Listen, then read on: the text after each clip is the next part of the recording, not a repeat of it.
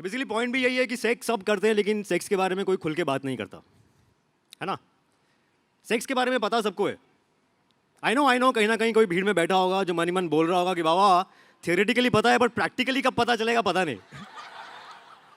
तो मैं आपको ये बोलूँगा कि भाई या बहन सब्र करो, होगा, ज़रूर होगा। मुझे भी एक टाइम पे लगता था कि पता नहीं मेरे साथ होगा कि नहीं होगा। इंजीनियरिंग में था ना। नहीं पर हुआ। खूब हुआ। प्यार हुआ, रिलेशनशिप हुई, 3 साल तक प्यार किया, फिर 6 महीने पहले उसकी शादी हो गई। मुझसे नहीं। रिलेशनशिप के शुरुआत में ना ज्यादा कुछ समझ नहीं आता है। कुछ काम नहीं है तो सेक्स कर लिया, कुछ काम है तो काम छोड़ के सेक्स कर लिया। नेटफ्लिक्स की कोई भी चीज शुरू की, खत्म नहीं की, उससे पहले ही चिल। फिर कुछ टाइम बाद आपको याद आता है कि और भी लोग और भी काम है दुनिया में, तो फिर वही साथ में घूमना, फिल्में देखना। बेसिकली जैसा भी आजकल के लड़के लड़कियां फील करते हैं रिलेशनशिप में, वैसा फील करते करते 3 साल कब बीत गए पता ही नहीं चला। नहीं, ऐसा कोई रिग्रेट नहीं है मुझे, we had a good time. उसे भी कोई रिग्रेट नहीं था। बेसिकली वो अपनी शादी को लेके हमेशा से ही बहुत एक्साइटेड थी, अब वो चाहे मेरे साथ होती या किसी और के साथ। जब मैं आखिरी बार जा रहा था तो मीनाक्षी ने मुझे पीछे से रोका और कहा, it's not you, it's me. मुझे कॉमन गोल्स वाला कोई मिल गया है, तुम्हें भी ज़रूर कोई मिल जाएगी। फिर हम डबल डेट पे जाएंगे, तुम्हारे फेवरेट बेल्जियन वॉफल्स खाने, पर प्रॉमिस करो कि टच में रहोगे। अब ये एक ऐसी बात है जिसका कोई सही जवाब नहीं हो सकता, तो मैंने वही किया, नीचे देखा और गर्दन हिला दी। फिर हमने आखिरी बार किस किया, फिर आखिरी बार सेक्स किया।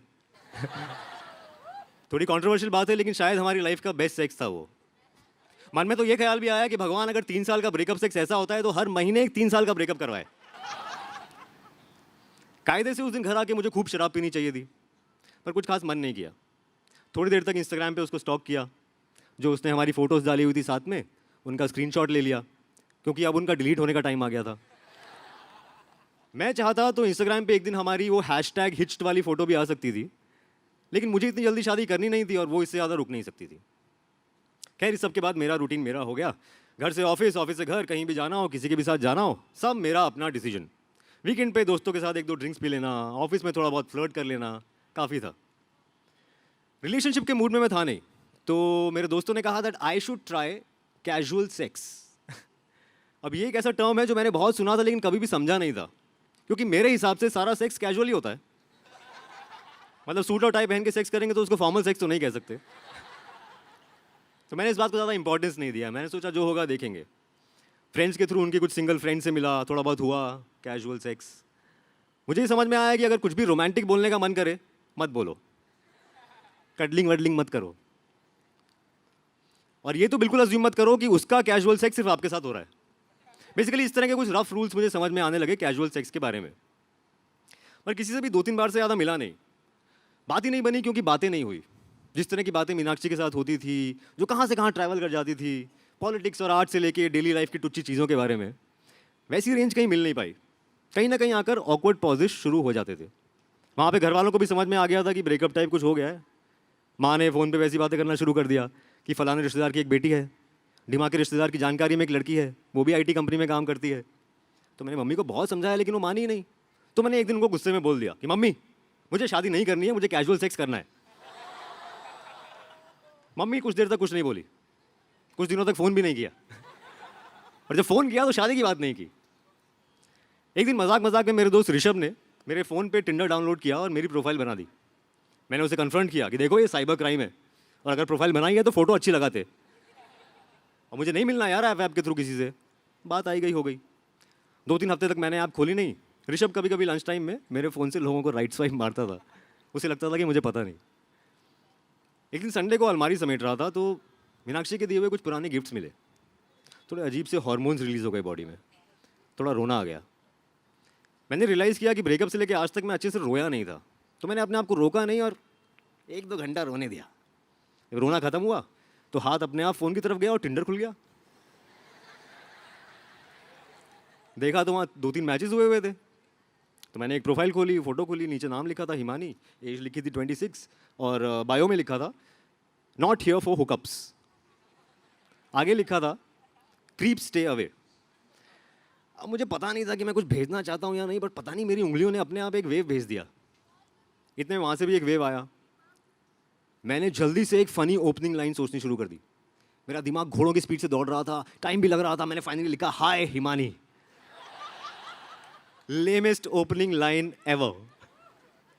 वहाँ से रिप्लाई आया actually this is Himani's friend, I run her account. मुझे लगा क्या वियर्ड लोग हैं यार, पर फिर अपने दोस्त ऋषभ की याद आई। फिर वहाँ से सवाल आया are you a genuine person, you not a creep ना। मैंने बोला बहन अगर मैं क्रीप होता तो क्या मुझे पता होता कि मैं क्रीप हूँ? और अगर मुझे पता होता कि मैं क्रीप हूँ तो मैं आपके पूछने में बता देता कि हाँ मैं क्रीप हूँ। वहाँ से साइलेंस। तो मुझे लगा चलो इस ऐप से भी पीछा छूटा। मैं लॉग आउट मारने वाला था कि तभी वहाँ से मैसेज आया कि sorry actually this is me only Himani. मुझे थोड़ी हंसी आ गई। मैंने उसको बताया कि यार मैं तो एक्चुअली में फर्स्ट टाइम यूज़ कर रहा हूँ, अदरवाइज़ मेरा फ्रेंड यूज़ करता है। उसे भी थोड़ी हंसी आ गई, हमारी थोड़ी देर चैट हो गई। एंड में मैंने उसका नंबर मांगा, वो साइलेंट हो गई। उसके साइलेंस से मैं थोड़ा इरिटेट हो गया, तो मैंने अपना नंबर वहाँ लिख दिया और चुपचाप लॉग आउट मार के सो गया। अगले दिन सुबह 11 बजे मुझे एक अननोन नंबर से व्हाट्सएप आया, हाय हिमानी दिस साइड। हमने थोड़ी देर व्हाट्सएप पे चैट किया। मैंने उसका नंबर हिमानी टिंडर के नाम से सेव कर लिया। हमने डिसाइड किया कि रात को 8 बजे फ़ोन पे बात करते हैं। तो उस दिन मैं ऑफिस से थोड़ा जल्दी घर निकल गया ताकि ट्रैफिक में फंसा हुआ ना मिलूँ। घर पहुंचकर 8 बजने का इंतज़ार करने लगा। तकरीबन 8 बजे हिमानी टिंडर का कॉल आया। मैंने अपने कमरे का दरवाज़ा बंद किया। एसी भी थोड़ी ज़्यादा आवाज़ करता हुआ लग रहा था तो उसे भी बंद कर दिया। हाय मैंने कहा, हेलो उसने कहा। थोड़ा अजीब था, मतलब मैं पहली बार किसी लड़की से फ़ोन पे बात कर रहा था जिससे मैं रियल लाइफ में मिला नहीं था, मतलब वो क्रेडिट कार्ड और लोन बेचने वाली लड़कियों को छोड़ के। और एक और प्रॉब्लम थी, मुझे फ़ोन पे बात करना आता नहीं था। मतलब फेस टू फेस करवा लो, काम की बात करवा लो, लेकिन एक पॉइंट पे मैं फ़ोन पे ज़्यादा बात नहीं कर पाता था। और मीनाक्षी को भी शुरू में इससे प्रॉब्लम रही थी, लेकिन बाद में वो समझ गई थी। अब मुझे पता नहीं था कि हिमानी टिंडर ये बात समझेगी कि नहीं समझेगी, पर उसकी ज़रूरत नहीं पड़ी। 8 से 10 कब बज गए पता नहीं चला। फ़ोन रखने के बाद थोड़ी देर व्हाट्सएप भी चला। एंड में गुड नाइट के साथ डरते डरते मैंने 3 किस वाले इमोटिकॉन्स भेज दिए। नहीं, मुझे लगा कहीं ये वही क्रीप वाला बिहेवियर तो नहीं है जिसकी वो बात कर रही थी। कुछ सेकंड्स के वेट के बाद, जो उस टाइम पे घंटों जैसे लग रहे थे, वहाँ से भी 3 किस वाले इमोटिकॉन्स आ गए। उस टाइम पे हमको पता नहीं था कि ये 3 किस वाले इमोटिकॉन्स हमारा गुड नाइट ट्रेडिशन बनने वाले हैं। अगले दिन हम लोग उसके घर पे मिले। थोड़ी देर तक हम लोग एक दूसरे की प्रोफाइल फ़ोटोज से कंपेयर करते रहे। उसके बाद खूब सारी बातें हुई। उसके बाद खूब सारा सेक्स। उसके बाद खूब सारी बातें हुई। मुझे तो बहुत मज़ा आ रहा था और मुझे ऐसा लग रहा था कि उसे भी बहुत मज़ा आ रहा है। ऐसे ही हम 2-3 बार मिले। चौथी बार पे एक पॉइंट पे वो मेरी तरफ मुड़ी और उसने कहा listen, let's not fall in love. मैं थोड़ा कंफ्यूज हो गया। उसने शायद मेरे चेहरे पे ये सवाल पढ़ लिया तो खुद ही जवाब देने लगी कि आई नो मैंने प्रोफाइल में लिखा था नॉट हियर फॉर हुकअप्स, पर क्या लिखूं, हियर फॉर हुकअप्स। पता है कैसे कैसे लड़के कैसे कैसे मैसेज करेंगे। मैं बात समझ रहा था लेकिन मेरे पास कुछ जवाब नहीं था। तो उसने दोनों हाथों से मेरे चेहरे को पकड़ा और कहा I am just not looking for a relationship. एक तो मेरे मन की बात छीन ली, ऊपर से इतना ऑनेस्टली कहा कि मैं और अट्रैक्ट हो गया उसकी तरफ। अब ऑफिस के बाद ऐसी रेगुलरली मिलने का सिलसिला शुरू हो गया। नहीं मिल पाते थे तो फ़ोन पे बात कर लेते थे। काफ़ी आइडियल सिचुएशन थी, कोई था भी, किसी की बंदिश भी नहीं थी। अगर मिलने का मन ना भी करे तो मैं बोल देता था। अगर ऑफिस में किसी से फ्लर्टिंग हो जाए तो मैं बोल देता था। वो भी अपनी लाइफ के बारे में सब कुछ मुझे साफ साफ बता देती थी। मैं अपने दोस्तों को बताना चाहता था कि यार देखो ये है आइडियल कैजुअल सेक्स। एक दूसरे का बचपन, ex boyfriend, ex girlfriend, crushes, films, food, sports, BJP, Congress, उसके साथ कोई भी चीज़ ऑफ टॉपिक नहीं थी। कुछ दिनों बाद मेरा 8-10 दिन के लिए घर जाने का प्लान बना। एक रात पहले हम साथ में थे। थोड़ा अजीब था।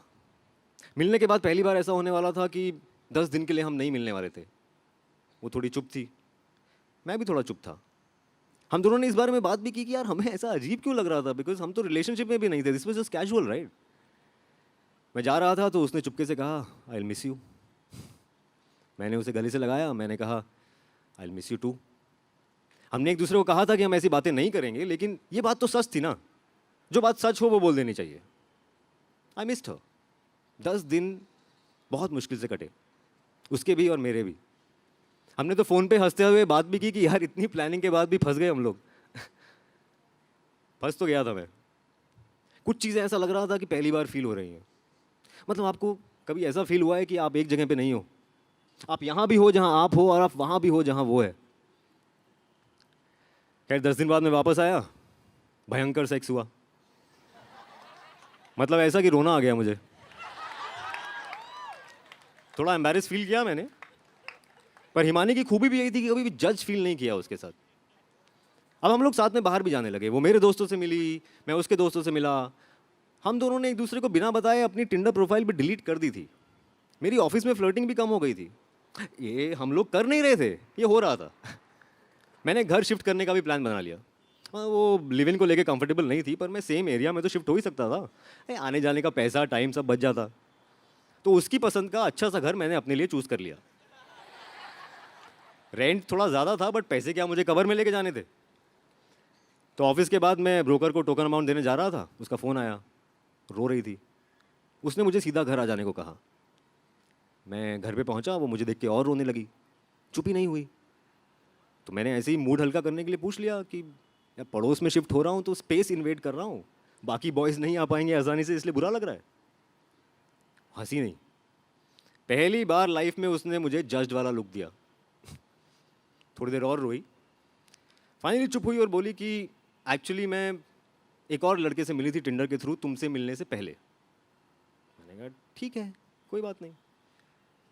उसने कहा no, we met, we fell in love, we got into a monogamous relationship, but then we broke up because it was getting a little monotonous.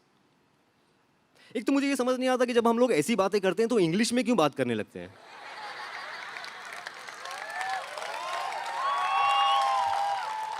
नहीं, उसका रीजन ये है कि हमको मोनोगमस मोनोटोनस की हिंदी आती नहीं है।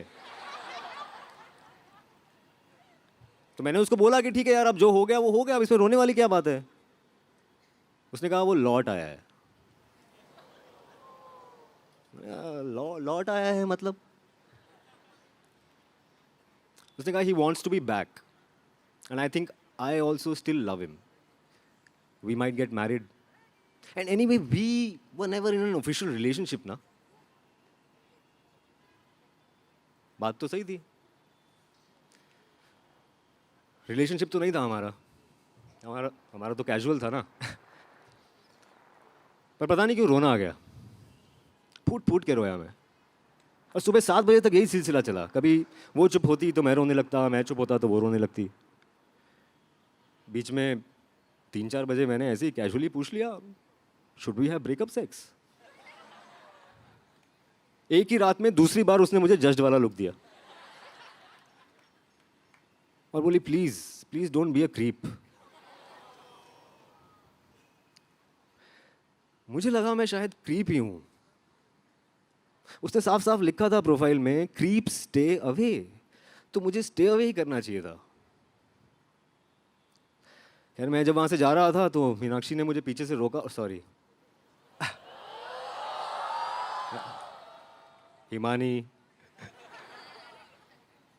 हिमानी ने मुझे पीछे से रोका और कहा it's not you, it's me. मुझे कॉमन गोल्स वाला कोई मिल गया है, तुम्हें भी ज़रूर कोई मिल जाएगी, फिर हम डबल डेट पे जाएंगे तुम्हारे फेवरेट बेल्जियन वॉफल्स खाने, बट प्रॉमिस करो कि टच में रहोगे। मैंने वही किया, नीचे देखा और गर्दन हिला दी।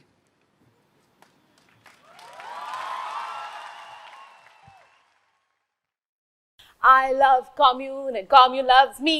We're a happy family. So you can do the same by liking, sharing and subscribing, and you can press the bell icon somewhere there. Here?